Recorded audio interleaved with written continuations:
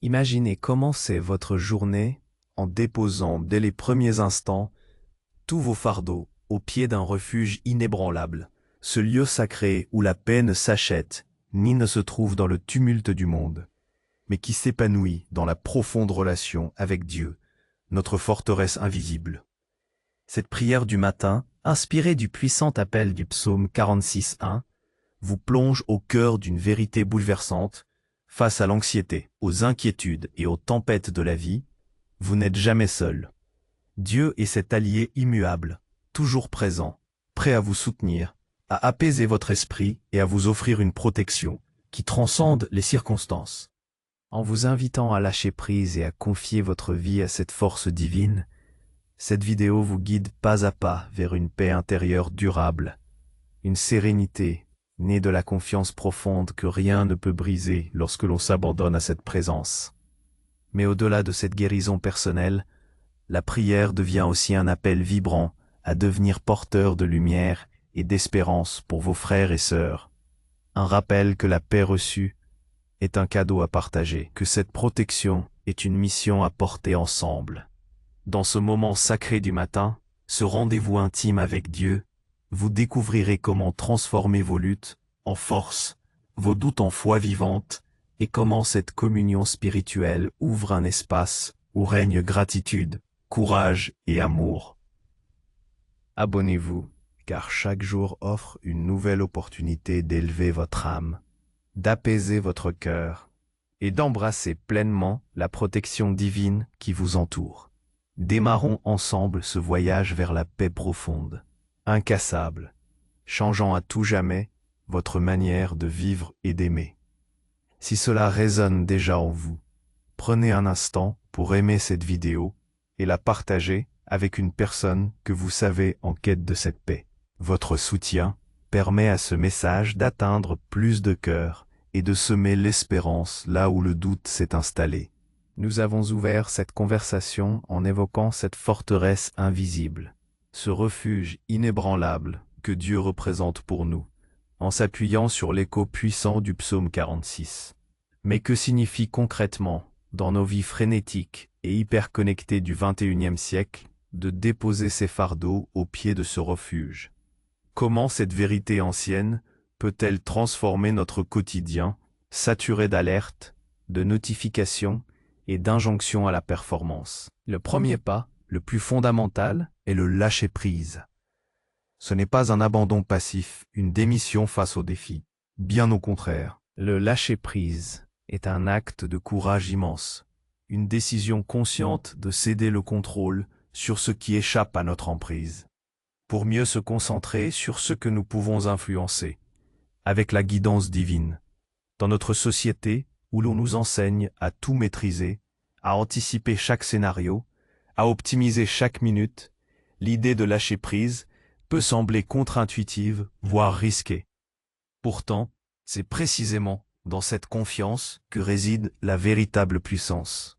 Pensez à l'anxiété qui monte lorsque vous attendez une réponse importante, lorsque vous faites face à une décision complexe, ou lorsque le flux incessant des informations mondiales vous submerge. Notre esprit s'emballe, projette des scénarios catastrophes, analyse, rumine.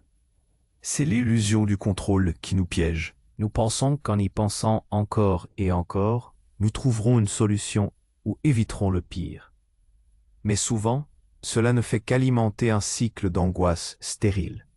Lâcher prise, c'est reconnaître que si nous avons fait de notre mieux, si nous avons agi avec intégrité et diligence, le reste appartient à une force plus grande que nous.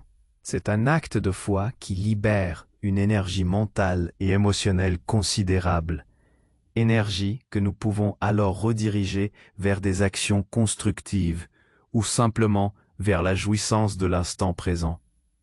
Ce lâcher-prise ne signifie pas que Dieu va miraculeusement supprimer tous les obstacles de votre chemin.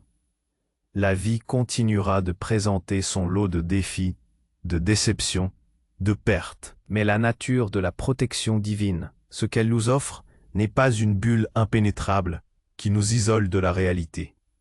C'est bien plus profond. La protection de Dieu est une résilience intérieure, une force inébranlable qui nous permet de traverser les tempêtes sans sombrer.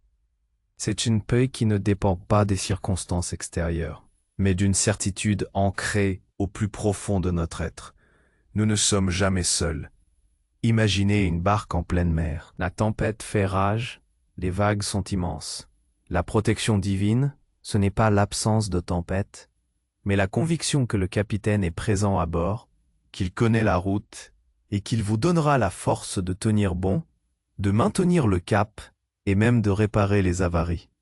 Elle se manifeste par une clarté d'esprit au milieu du chaos, une force calme qui vous permet de prendre des décisions éclairées plutôt que de paniquer. Elle se manifeste par le réconfort inattendu d'un ami, par une solution qui se présente quand tout semblait perdu, ou simplement par la capacité à trouver un moment de répit et de gratitude, même au cœur de l'adversité. Cette protection est spirituelle, émotionnelle et souvent très concrète dans la manière dont elle guide nos pas. Elle nous préserve du désespoir total, de l'amertume corrosive, de la haine qui détruit. Elle nous offre la sagesse de ne pas réagir impulsivement, la patience d'attendre le bon moment et la foi de persévérer même lorsque les résultats ne sont pas immédiats. Elle est ce sentiment profond d'être porté même lorsque nos propres forces nous lâchent. C'est la certitude que chaque épreuve est aussi une opportunité de croissance, un chemin vers une compréhension plus profonde de soi et de sa relation avec le divin. Et c'est précisément de cette paix personnelle, de cette force intérieure renouvelée, que naît notre capacité à devenir des porteurs de lumière et d'espérance pour les autres. La prière du matin, la communion avec Dieu, n'est pas un acte égoïste de repli sur soi. Elle est une source d'où nous puisons pour ensuite nous déverser dans le monde. La paix reçue n'est pas une possession à garder jalousement, mais un cadeau à partager, une mission à porter ensemble. Dans un monde où la polarisation, la solitude et la peur sont monnaie courante, être un porteur de lumière, c'est d'abord être une présence, c'est écouter sans jugement, offrir une parole réconfortante, tendre une main ou simplement sourire à un étranger. C'est reconnaître la souffrance d'autrui et y répondre non pas par de l'indifférence, mais par de l'empathie, par l'action, même modeste. Cela peut prendre la forme d'un soutien à une cause juste, d'un engagement bénévole dans votre communauté ou simplement d'une conversation honnête et vulnérable avec un proche qui traverse une épreuve. Notre paix intérieure nous ancre. Elle fait de nous des îlots de calme au milieu de l'agitation, des sources de réconfort pour ceux qui sont ballottés par les vagues. Elle nous permet de ne pas être emportés par l'anxiété collective, mais de rester fermes, rayonnant d'une espérance qui n'est pas naïve, mais profondément enracinée dans la foi. Chaque acte de gentillesse, chaque parole de soutien, chaque moment où nous partageons notre sérénité avec quelqu'un d'autre est une manifestation concrète de cette protection divine à l'œuvre. Nous devenons les mains et les pieds de cette forteresse invisible, des canaux par lesquels sa paix peut se propager. Cette transformation des luttes en force et des doutes en foi vivante est un processus quotidien, nourri par la gratitude, le courage et l'amour. Ces trois piliers ne sont pas de simples vertus abstraites, mais des pratiques concrètes qui sculptent notre âme et renforcent notre lien avec le divin. La gratitude est l'antidote le plus puissant à l'insatisfaction et à la plainte. Dans un monde qui nous pousse constamment à vouloir plus, à nous comparer et à nous sentir en manque, la gratitude nous ramène à l'abondance qui est déjà là. Elle nous invite à reconnaître la beauté du lever de soleil, la chaleur d'un café matinal, la gentillesse inattendue d'un inconnu, le simple fait de respirer. Tenir un journal de gratitude, prendre quelques minutes chaque jour pour nommer ce pourquoi nous sommes reconnaissants. C'est reprogrammer notre cerveau pour voir le bien, même au milieu des difficultés. C'est se rappeler que même dans la tempête, il y a des grâces, de petites lumières qui percent les nuages. Cette pratique ancre notre cœur dans la reconnaissance et ouvre les portes à une joie plus profonde. Une joie qui ne dépend pas de l'acquisition, mais de l'appréciation. Le courage, quant à lui, n'est pas l'absence de peur. C'est la capacité d'agir malgré la peur, de faire face à nos angoisses, de prendre des risques calculés pour notre croissance, de dire la vérité même quand elle est inconfortable, de défendre ce qui est juste, même si nous sommes seuls. Notre relation avec Dieu nous insuffle un courage qui ne vient pas de notre propre force limitée, mais d'une source inépuisable. C'est le courage de pardonner, ce qui est souvent plus difficile que de se venger. C'est le courage de l'humilité, de reconnaître nos erreurs et de demander pardon. C'est le courage de la vulnérabilité, d'ouvrir notre cœur et de nous montrer tels que nous sommes sans masque. Ce courage, nourri par la foi, nous permet de dépasser nos zones de confort, d'affronter nos peurs les plus profondes et de nous épanouir pleinement. Il nous pousse à ne pas nous résigner, à chercher des solutions là où d'autres ne voient que des impasses, et à croire en la puissance transformatrice de l'espoir. Enfin, l'amour est la culmination de tout cela. Non pas l'amour romantique ou l'attachement possessif, mais l'amour inconditionnel, le charitas spirituel, qui se manifeste par la compassion, la bienveillance et le don de soi.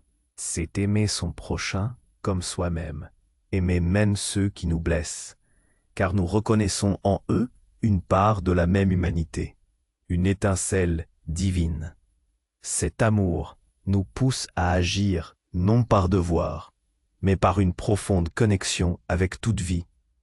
Il nous encourage à être patients, à être indulgents, à offrir le bénéfice du doute. Il nous montre que chaque interaction est une opportunité de témoigner de la lumière divine, d'apporter un peu de douceur dans un monde souvent rugueux. L'amour est l'énergie qui lie, qui guérit, qui transcende les divisions et qui nous rappelle que nous faisons tous partie d'un grand tout. C'est le langage universel de la foi, une force motrice qui transforme non seulement notre vie, mais aussi la vie de ceux que nous touchons. Lorsque ces pratiques de gratitude, de courage et d'amour s'entrelacent avec le lâcher-prise et la confiance en la protection divine, elles créent une paix profonde et incassable. Cette paix n'est pas l'absence de problèmes, mais la présence de Dieu au milieu des problèmes. C'est une sérénité qui imprègne chaque fibre de votre être, une ancre qui vous maintient stable même lorsque le monde autour de vous s'effondre. Cette paix change radicalement votre manière de vivre et d'aimer. Vous cessez de courir après des satisfactions éphémères, car vous avez trouvé une source de joie inépuisable en vous. Vous abordez les échecs non pas comme des fins, mais comme des leçons précieuses. Vous voyez les relations non pas comme des sources de besoins ou de validation, mais comme des opportunités d'offrir et de recevoir l'amour divin. Vos peurs diminuent, car vous savez que vous êtes soutenu. Votre jugement s'adoucit, car vous comprenez que chacun fait de son mieux avec les outils dont il dispose. Votre compassion grandit, car vous reconnaissez la fragilité partagée de l'humanité. La vie ne devient pas parfaite, loin de là. Les défis continueront de se présenter. Mais votre réponse à ces défis sera différente. Vous les affronterez avec une clarté d'esprit, une résilience émotionnelle et une foi inébranlable. Vous ne serez plus à la merci des humeurs changeantes du monde, car votre centre de gravité sera solidement ancré dans le divin.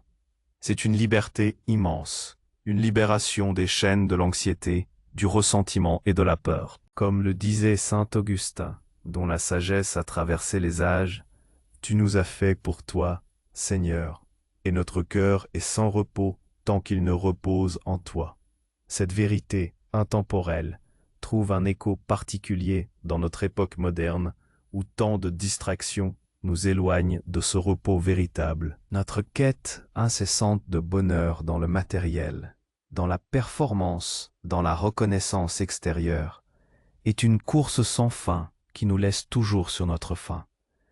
Le véritable repos, la paix profonde et incassable, ne se trouve pas en dehors de nous, mais dans cette connexion intime et constante avec le divin qui réside en notre cœur.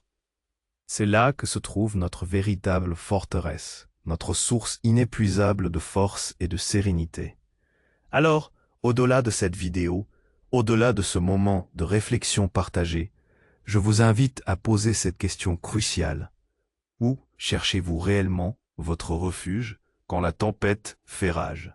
Est-ce dans le bruit du monde, dans les distractions éphémères, ou dans le silence sacré de votre cœur, où Dieu vous attend toujours les bras ouverts? Considérez ce matin non pas comme un simple début de journée, mais comme un nouveau commencement pour ancrer votre vie dans cette vérité libératrice. Prions ensemble. Début de la prière. Dieu, notre refuge et notre appui, notre secours toujours présent dans la détresse. Nous nous tournons vers toi en ce jour nouveau, le cœur ouvert et l'esprit apaisé. Nous déposons à tes pieds tous nos fardeaux, toutes nos inquiétudes, toutes les anxiétés qui pèsent sur nos épaules, les préoccupations du passé, les incertitudes de l'avenir, les pressions du présent. Nous te les confions toutes. Nous reconnaissons notre soif de contrôle, notre peur de l'inconnu, et nous te demandons de nous aider à lâcher prise, non par faiblesse, mais par un acte de foi puissant. Enseigne-nous à faire confiance à ta sagesse infinie, à ta présence constante qui nous enveloppe. Merci pour ta protection, non pas celle qui nous épargne les tempêtes, mais celle qui nous donne la force de les traverser avec courage et sérénité. Merci pour la résilience que tu construis en nous, pour la paix qui transcende toute compréhension et qui garde nos cœurs et nos pensées en toi. Aide-nous à transformer nos luttes en opportunités de croissance, nos doutes en fondations solides pour une foi vivante. Inspire-nous à vivre chaque instant avec gratitude pour les innombrables bénédictions, grandes et petites, que tu nous accordes. Donne-nous le courage d'affronter nos peurs, de pardonner, de demander pardon et de marcher sur le chemin de ta vérité. Et surtout remplis nos cœurs de ton amour, cet amour qui se répand vers nos frères et sœurs, qui nous pousse à être des porteurs de lumière, d'espérance et de compassion dans un monde qui en a tant besoin. Que cette paix que nous recevons de toi devienne une source de bénédiction pour tous ceux que nous rencontrons. Nous te demandons ces grâces dans la confiance et la dévotion. Dieu est pour nous un refuge et un appui, un secours qui ne manque jamais dans la détresse. C'est pourquoi nous ne craignons rien quand la terre est bouleversée et que les montagnes chancellent au cœur des mers. Quand les flots de la mer mugissent, écument, et que les montagnes tremblent à leur fureur. Il est un fleuve dont les courants réjouissent la ville de Dieu, le sanctuaire des demeures du Très-Haut. Dieu est au milieu d'elle.